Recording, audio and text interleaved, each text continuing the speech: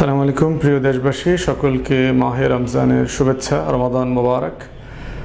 আল্লাহ রাব্বুল আলামিনের অশেষ মেহেরবানি যে আমরা এই রমজান পর্যন্ত বসতে পেরেছি। রজব এবং শাবানে আল্লাহ তাআলা আমাদেরকে একটা দোয়া শিখিয়েছেন বেশি করে করবার জন্য, আল্লাহুম্মা বারিক লানা ফি রজব ওয়া শাবান ওয়া বাল্লিগনা রমাদান। যে হে রব, আমাদেরকে রজব এবং শাবান মাসে বারাকা দান করেন আর আমাদেরকে রমজান পর্যন্ত পৌঁছে দেন। রমজান আসার আগে গত 2 মাসে আমি নিজেই অসংখ্য জানাজা পড়েছি।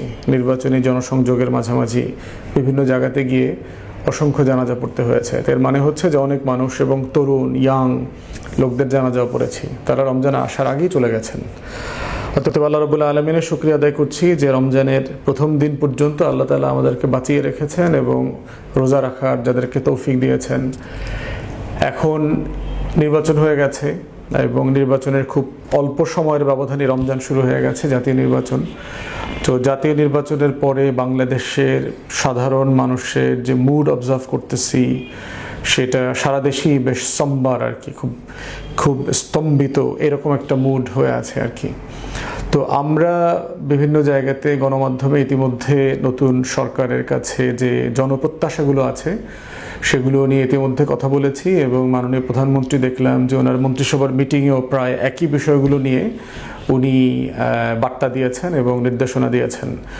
একটা হচ্ছে যে জিনিসপত্রের দাম, রমজান আসলেই একটা সিন্ডিকেটের কথা বারবার আসে যে ইচ্ছা মতো করে বিভিন্ন ভোগ্য পণ্যের দাম বাড়ানো হয় এবং ঈদকে সামনে রেখে পুরো মাস এবং ঈদ, এবং এই যে চিনির দাম বাড়া, বুটের দাম বাড়া, খেজুরের দাম বাড়া এবং রমজানে যে ভাজা পোড়ার খাবারগুলো আমাদের দেশের কালচারে মানুষ খায় সেগুলোর দাম প্রচণ্ড রকম করে বেড়ে যায়। তো সেগুলোর যে হিসেব দেখলাম বাজারে পর্যাপ্ত মজুদ আছে। তো পর্যাপ্ত মজুদ থাকলে আসলে এত দাম বাড়ার কি কারণ আছে সেটা একটা যৌক্তিক জায়গা। মুসলিম দেশগুলোর অন্যান্য জায়গাতে আমরা দেখেছি মধ্যপ্রাচ্যে যে রমজান আসলে প্রত্যেকটা পণ্যের দাম ব্যবসায়ীরা দোকানদাররা কমিয়ে দেন, তারা আল্লাহকে ভয় করেন এবং আল্লাহর কাছে পুরস্কারের আশা করেন। কিন্তু বাংলাদেশই দেখলাম যে অন্যতম একটা দেশ যেখানে সোনার বাংলায় মানে যত অভদ্র কাজ করা যায় রমজান মাসকে কেন্দ্র করে তার প্রত্যেকটা করা হয়। খাবারের দাম বাড়ানো, মজুত করা যাচ্ছে তাই, এবং খাবারের কালচারের ভিতরে প্রচণ্ড রকম বাজে ভাজা পোড়ার কালচার, খাওয়া দাওয়া করা, যেটা সব কিছু মিলায় যে সংযম যে জিনিসটা বলা হয়েছে, রোজার মাস মানে নিজেকে নিয়ন্ত্রণ করা, নিজের নফসকে নিয়ন্ত্রণ করা, নিজের দাবি দেওয়া খায়েশ পূরণ করার ব্যাপারটা যে নিয়ন্ত্রণ করা, সেই জিনিসগুলোর মধ্যে আমরা আসলে দেখি না। সেটা ব্যবসায়ীদের মধ্যেও দেখি না, আমাদের ব্যক্তি জীবনেও আমরা অনেক কম দেখি।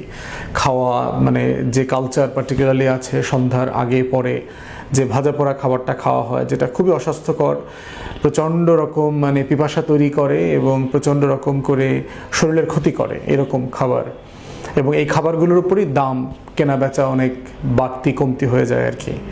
তাই সংযত হবার এই জায়গাটাতে আমার মনে হয় যে সবচেয়ে গুরুত্বপূর্ণ হচ্ছে যে ব্যক্তি জীবনে আমার সংযত হবার জায়গা যেমন আছে, আমার রাজনৈতিক, আমার পারিবারিক, সামাজিক জীবনেও ঠিক তেমনি সংযমটা দৃশ্যমান হওয়া দরকার। তাই রমজান মাস আসলে শুধুমাত্র মানে উপবাস থাকা না, সকাল সন্ধ্যা খাওয়া না, না খেয়ে থাকাটা না, পান না করাটা না, এটার নাম রোজা না। আসলে যেটা বলা হয়েছে আল্লাহ রাব্বুল আলামিনকে আমরা ভয় পাই কিনা, লাআল্লাকুম তাত্তাকুন, পূর্ববর্তী জমানার নবীদের সাথে বলা হয়েছে যে আগের জমানার নবীদের উপরেও রোজা ফরজ রাখা হয়েছিল। কেন? তোমরা যেন আল্লাহকে ভয় পাও। তো ভয় পাওয়াটা শুধুমাত্র না খেয়ে পান না করে থাকাটার মধ্যে না, এটা আমার টোটাল কার্যক্রমের মধ্যে এটা রিফ্লেক্টেড হইতে হবে আর কি। এটা আমার রাজনৈতিক, সামাজিক, পারিবারিক সকল জীবনের মধ্যে রিফ্লেক্টেড হইতে হবে যে আসলে আমি একটা সামাজিক দায়িত্বের অংশ হিসাবে আমার চারপাশের দায়িত্ববোধের জায়গা থেকে আমি আসলে একটা মানুষের, একজন নাগরিকের জীবন যাপন করছি কিনা, সেই জায়গাটাই হলো আসলে সংযমের জীবন। দ্বিতীয়ত হচ্ছে আমাদের চারপাশে প্রচুর গরিব মানুষ আছেন যারা প্রচুর কষ্টে আছেন, না খেয়ে আছেন। আপনারা প্রত্যেক দিন টিসিবির ট্রাকের পিছনে যে লাইনগুলো দেখেন সেগুলো দেখলে বুঝবেন যে 1,000, 2,000, 2,500 টাকার পণ্য কিনবার জন্য এই ভর দুপুরে গরমের মধ্যে ট্রাকের সামনে দিবালোকে দিনে দুপুরে মানুষ যে ঘন্টার পর ঘন্টা দাঁড়িয়ে থাকে, অপেক্ষা করে, ফুটপাতে বসে থাকে, সেটাই বোঝা যায় যে আসলে কি পরিমাণ গরিব মানুষ আছে আমাদের সমাজে, আমাদের চারপাশে। তাই আমাদের এই রমজান মাসে একটা দায়িত্ব হচ্ছে যে আমরা শুধু যেন নিজেরাই না খাই, আমরা যেন চারপাশের গরিব দুঃখী না খেয়ে থাকা মানুষ, অনাহারী মানুষদের পাশে দাঁড়াই আমার সাধ্যমতো, এবং যাদের সুযোগ আছে আরও 10 জনের জন্য সেই অনাহারী মানুষদের পাশে দাঁড়ানোর, তারা সেই 10 জনই মিলে সাহায্য সহযোগিতা করে তাদের মতো করে ইফতার সেহরির বন্দোবস্ত করা, একবেলা দুইবেলা খাবার ব্যবস্থা করে দেওয়া, অথবা নগদ সাহায্য দিয়ে দেওয়া, যেন তারা ভালোভাবে রোজাটা পালন করতে পারেন। তৃতীয়ত হচ্ছে যে রোজা যেভাবে আমাদেরকে অনেক গুনাহ থেকে দূরে রাখে, এইটা আমাদের দুর্নীতি বন্ধের একটা নিয়ামক শক্তি হতে পারে। যারা ব্যক্তি জীবনে, পেশাগত জীবনে প্রচুর ঘুষ খান, সুদ খান, বাজে লেনদেন, কালোবাজারি, কালো টাকার সাথে জড়িত, দুর্নীতির সাথে জড়িত, এই মানুষগুলোর জীবনচক্রটা বদলে যাওয়ার একটা সময় হচ্ছে আসলে রমজান মাস।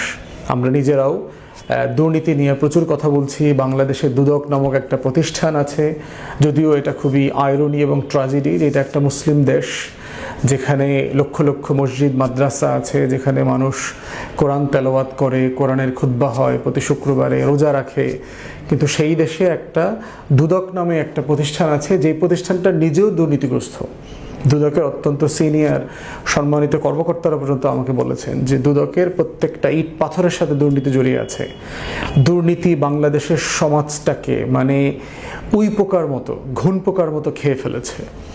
অতএব রমজানে রোজা রাখতেছেন কিন্তু ঘুষ খাওয়া ছাড়ছেন না, সুদ খাওয়া ছাড়ছেন না, মিথ্যা কথা বলা ছাড়ছেন না, দুর্নীতি বন্ধ করছেন না, সামাজিক দায় দায়িত্ব পালন করছেন না, সমাজের অন্য মানুষদের প্রতি দায় ও দরদের দৃষ্টিতে তাকাচ্ছেন না, এই রোজাটা আসলে আল্লাহ তাআলার কাছে কতটুকু গ্রহণযোগ্য হবে?